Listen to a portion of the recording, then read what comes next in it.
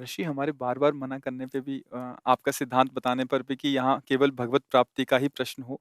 कोई प्रश्न आते हैं कि मैं बीमार इन्हीं में से 4-5 प्रश्न ऐसे हैं कि मैं बीमार हूँ, कृपा कीजिए, मेरा भविष्य कैसा हो, मेरी नौकरी लग जाए। ये महाराज जी इसमें सबके लिए आपका क्या उपदेश? हाँ, ठीक है, सबके अंदर भावना होती है कि भगवान या संत जनों के पास जाकर हमारी समस्याओं का समाधान हो, उनका अच्छा विचार है। पर पहली बात तो हमारे में सामर्थ्य नहीं है ऐसी, हम अपने में सामर्थ्य नहीं देखते कि हम किसी की कामनाएँ पूर्ण कर सकें। क्योंकि भगवद आश्रित हैं, प्रेम समुद्र करुणा निधान भगवान सबका मंगल करते हैं। उन्हीं के नाम का जप करो, उन्हीं के चरणों का आश्रय ले लो, तो तुम्हारी कोई भी कामना ऐसी नहीं है जो पूर्ण ना हो जाए। पर क्या है कि हम लोग पापाचरण नहीं छोड़ते। जैसे लोग कहते हैं ना कि भई हमने देखा नाम जप करके 10-5 दिन या कुछ हमारी कामना पूर्ण नहीं हुई। नाम जप तो आप थोड़ा करें, इसके बाद जो पापाचरण कर रहे हैं, जो गलत किसी भी कामना की पूर्ति के लिए अगर राक्षसों ने भी अनुष्ठान किया है तो आप पढ़ के देख लो। सब असत आचरणों का त्याग करके ऋषि मुनियों की तरह उन्होंने साधना की, मंत्र सिद्ध किया, फिर वो राक्षसी में उतर गए, पर साधना की है उन्होंने। अब किसी भी कामना की पूर्ति के लिए सेव संतरा दान करने से थोड़ी कामना की पूर्ति हो जाएगी कि आप सोचो 10-5 हज़ार लाखों में बेईमानी कर रहे हैं, 10-5 हज़ार बाबा जी को दे दे, सेव संतरा दे दे, वो हमारी कामना की पूर्ति कर दे। मेरी समझ के बाहर। इसलिए हम इन प्रश्नों के लिए कहते, बकाया सबके प्रश्नों का समाधान है निश्चित।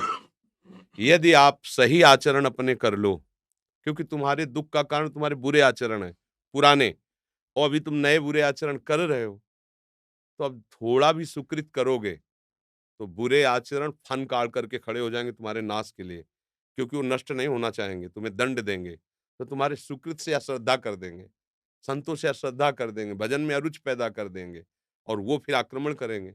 और वो जब तक अशुचि कर्म तुम्हारे हैं, तब तक तुम्हें वो सुखी नहीं होने देंगे। अगर नौकरी भी लग गई है, फैक्ट्री भी चल रही है, तो ऐसी बाधा खड़े करेंगे, और टेंशन मुक्त नहीं हो सकते। तब लगी कुशल न जीव को सपने मन विश्राम, जब लगी भजत न राम को शोक धाम तज काम। पक्का सिद्धांत है। आप सब अपने आचरण सुधार लो, खान पान सुधार लो, और अगर थोड़ा भी रामकृष्ण हरि जपोगे तो तुम्हारा मंगल हो जाएगा। कौन ऐसा काम है जो भगवान की कृपा से ना हो जाए? पर हम भगवान की कृपा का आदर कहाँ करते हैं?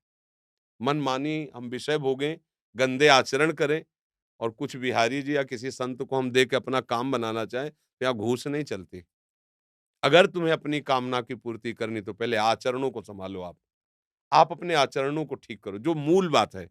ऊपर पेंट पोतने से कुछ नहीं होगा, नीचे नींव मजबूत नहीं, पूरा ढह जाएगा। अभी वर्तमान की कोई भी सेवा, कोई भी दान पुण्य आपका एक कर्म हुआ ना, तो आपके हज़ारों ऐसे कर्म जो आपका नाश करने के लिए तैयार हैं। अब अगर आपको कोई बचा सकता है, तो जो उनको माफ़ कर सकता है वही बचा सकता है। वो केवल भगवान श्री हरि हैं। इसीलिए संतों की बात जल्दी समझ में नहीं आती।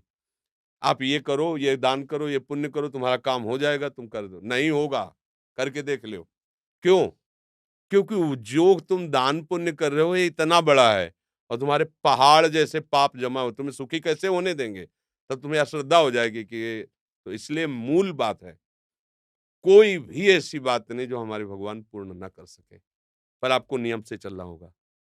आप शराब पियो, मुर्गा बकरा खाओ, व्यभिचार करो पाए माई माई बहन से, चोरी करो, हिंसा करो, और आप सोचो उससे कुछ हम धन दान करके या कोई हमारी कोई कामना की पूर्ति करने में समर्थ नहीं भगवान के सिवा।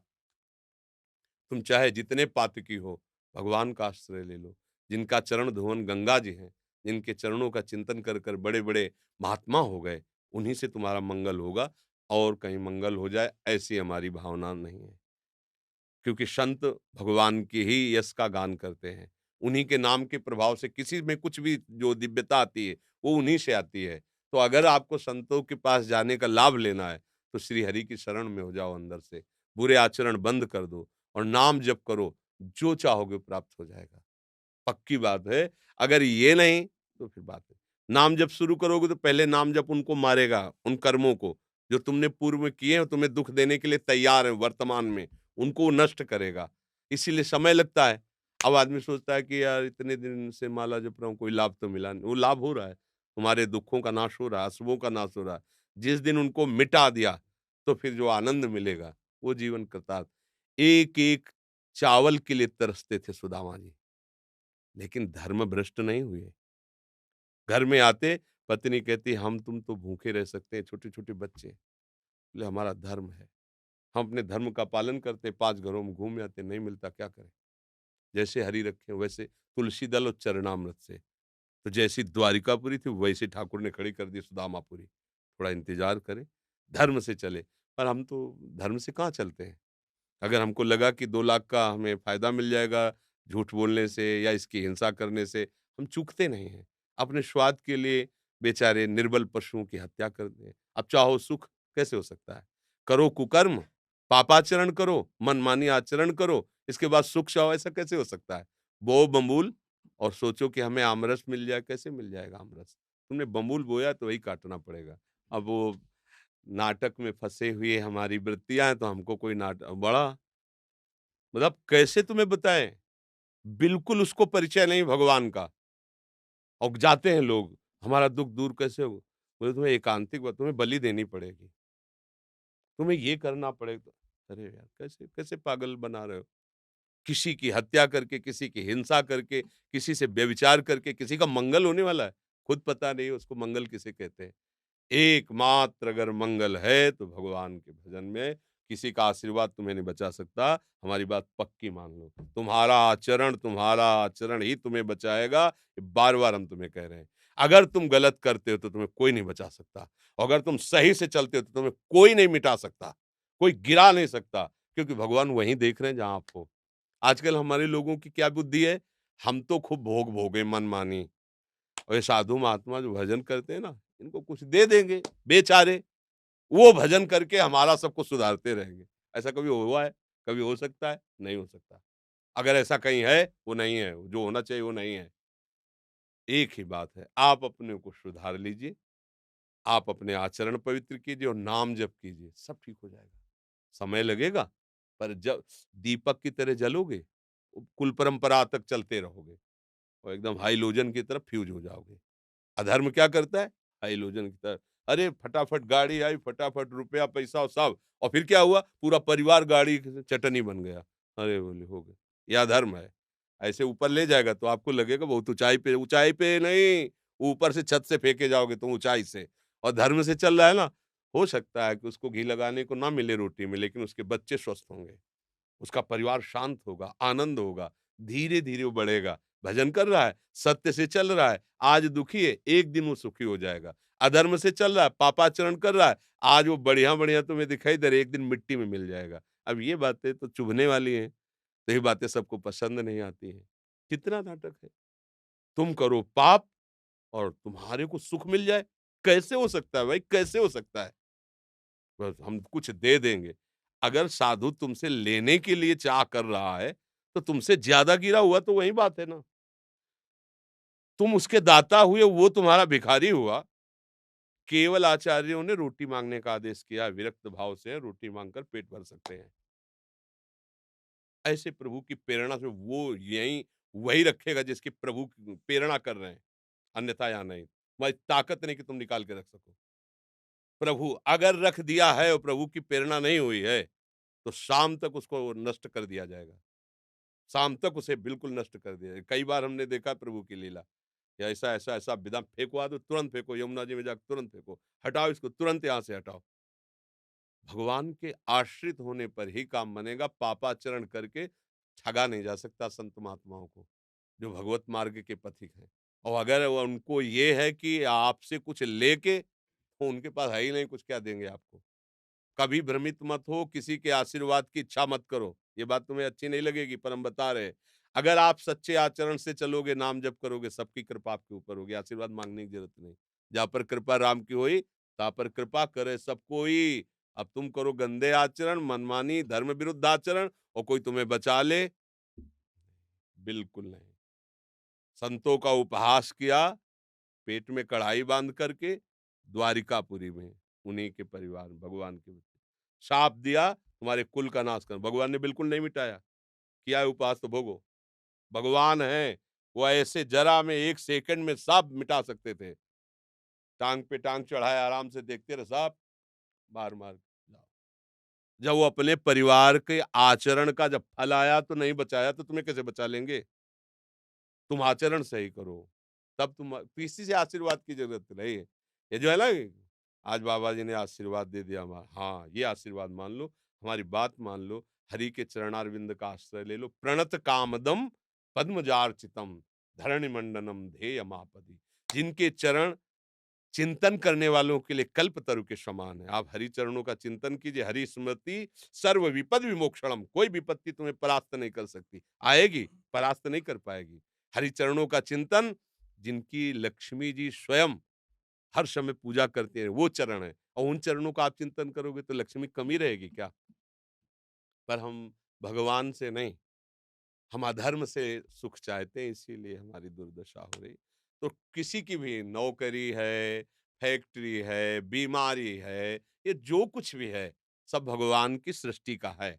आप उन मालिक की तरफ दृष्टि करो, उनके सन्मुख हो, उनसे प्रार्थना करो। वो बच्चों से कुछ लेने की ज़रूरत नहीं होती पिता को, बस ज़रूरत होती है कि वो पिता का अनन्य बना रहे। प्रभु कहते हैं अनन्य, मेरे अनन्य हो जाओ, सब काम बन जाएगा। तो इसीलिए हम कहते हैं कि अब जैसे अब हम क्या करें, तुम्हारी नौकरी नहीं लगती तो हम क्या करें? अगर हमारी नौकरी में निष्ठा होती तो हम भी नौकरी करते, बाबा जी ना बनते। अब किसी का ब्याह नहीं हो रहा, किसी को बच्चा नहीं, ये संसार के तो खेल है। अब इसके लिए हमारे पास तो एक ही उपाय है, हरिशरणम हरिशरणम। वो तुम करोगे नहीं, तुम्हें चाहिए यही जंतुर मंतुर, यही घोड़े की नाल की अंगूठी और न जाने किसके नाखून क्या क्या, सब नौटंकी चाहिए तुम्हें। और वो कुछ चनए कुछ लय ओला, एकमात्र हरि स्मरण। विनिश्चितम बदामि ते नान्यथा वचांस में हरिम भजन्ते नरा भवसागर तरंते। हरि भजे सब बढ़िया, हरि न भजे कुछ तुम्हें कोई नहीं बचा पाएगा। संकट तुम्हें पाप तुम्हें नष्ट कर देंगे। इसलिए भगवान सर्वसमर्थ है। हमारी प्रार्थना मानो, मन लगे ना लगे, दवाई जैसे हमारा स्वाद बिगाड़ देती है, हमें अच्छा नहीं लगता, पर हम दवा खाते हैं रोग निवृत्ति के लिए। ऐसे ही तुम्हारा मन लगे ना लगे, आप बोलो राधा राधा, बोलो हरि हरि, बोलो आपका मंगल हो जाएगा। ये आपको बचा लेगा, ये नाम आपको मंगल कर देगा। अब नाम ना जप करो तो कैसे, फिर और कोई उपाय नहीं। हम तो राधा वल्लभ श्री हरिवंश जपते हैं, राधा राधा, राधा वल्लभ श्री हरिवंश। हमारे पास सब आए हो तो हमारी यही प्रार्थना, शराब मत पीना, मांस मत खाना, आज के बाद गंदी बात मत करो, धर्म से रहो, सुखी हो जाओगे। थोड़ा पीछे के कर्म आके दुख देने की बात करेंगे, भगवान की शरण में वो बचा लेंगे।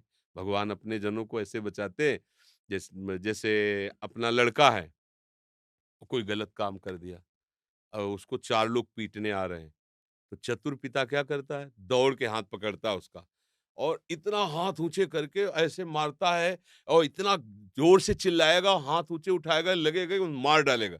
और पर हाथ का बहुत हल्का प्रहार होगा, आवाज बहुत होगी, तो वो लोग कहें, मतलब जो 4 देख रहे हैं, अरे भाई अब क्यों मारते हो गई गलती। ऐसे ही भगवान अपने भक्तों को दंड देते हैं। भयंकर अपराध है, वो दिखाई दे रहा है बड़ा होके आएगा, तो ऐसे हल्के से निपाट देते हैं। रक्षा करो सदा तिनके रखवारी, जिम बालक राखे मातारी। वही हमें बचा सकते हैं, दूसरा भाई कोई नहीं।